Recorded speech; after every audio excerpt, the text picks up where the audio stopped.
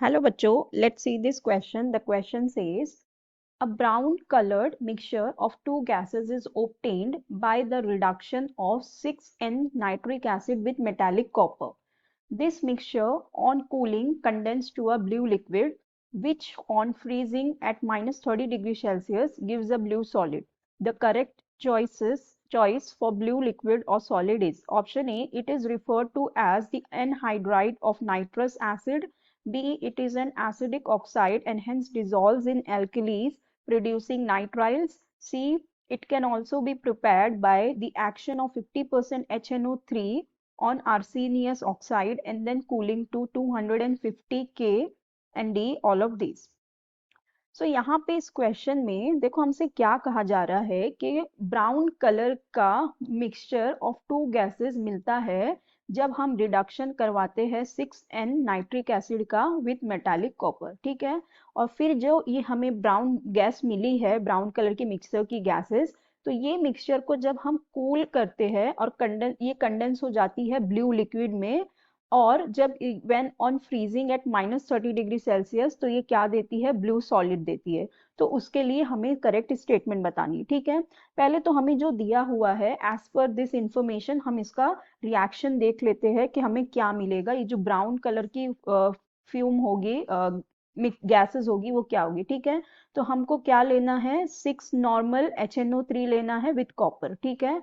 तो कॉपर जब रिएक्ट करती है नाइट्रिक एसिड के साथ, HNO3 के साथ, तो यहाँ पे हमें मिलता है CuNO3 twice plus NO and plus NO2 and plus H2O, right? Just balance the equation. So here there will be 3, 2, 6 and 2, ठीक है। तो अब देखो ये जो ब्राउन कलर की brown coloured mixture of two gases कहा गया था, सो ये होता है इन दोनों के लिए, ठीक है। ये दोनों क्या है, गैसेस है, और इनके जो फ्यूम्स होती है, ये गैस कैसी होती है, ब्राउन कलर की होती है, ठीक है। कैसी होती है, ब्राउन कलर की, ठीक है। तो अब देखो क्या कहा गया है कि ये वाली जो मिक्सचर है जब हम इसको कूल करेंगे एट माइनस 30 डिग्री सेल्सियस तो ये ब्लू सॉलिड देती है, ठीक है। तो इसे करके देख लेते हैं। NO प्लस NO2 को जब हम माइनस 30 डिग्री सेल्सियस पे कूल करेंगे तो ये फॉर्म करती है N2O3, राइट। और ये जो होता है ये ब्लू सॉलिड होता है, ठीक है। ये क्या होता है, ब्लू सॉलिड होता है। तो अब हमें इनके बारे में जो स्टेटमेंट दी हुई है हमें वो चेक करना है, ठीक है। तो अब ये जो ब्लू सॉलिड मिला है, ये जो ब्लू सॉलिड हमें जो मिला है, मतलब हमें N2O3 के बारे में ये सारे स्टेटमेंट्स देखने हैं, ठीक है।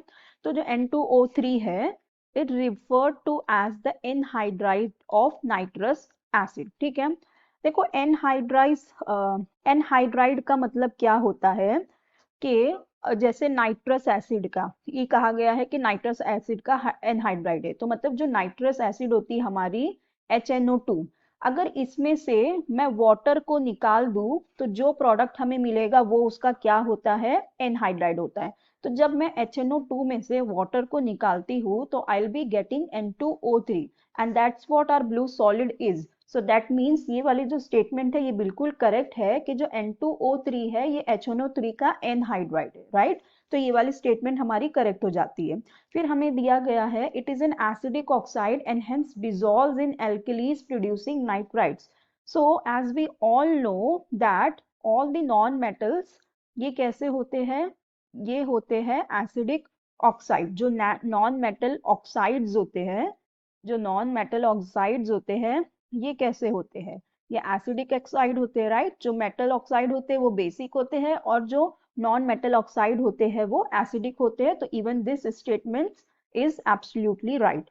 Then in next statement it is saying that it can also be prepared by the action of 50% HNO3 on arsenious oxide and then cooling to 250 Kelvin. So करके देख लेते हैं। हम 50% HNO3 को ले लेते हैं। ये हमने लिया 50% HNO3। इसका रिएक्शन करवाना है आर्सेनियस ऑक्साइड से, ठीक है, विच इज AS2O3।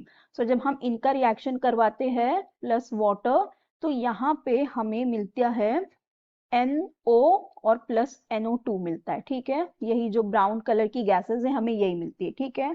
फिर ये जो ब्राउन गैसेस हमें मिली है, अगर हम इनको कूल करें, now we cool it at 250 kelvin temperature, तो यहाँ पर भी हमें N2O3 ही मिलता है। That means even this statement is absolutely right. So that means these all three statements are right. So our correct option would be option D, all of these. So हमारा correct option हो जाएगा option D. So I hope you understood it well. Best of luck. Thank you.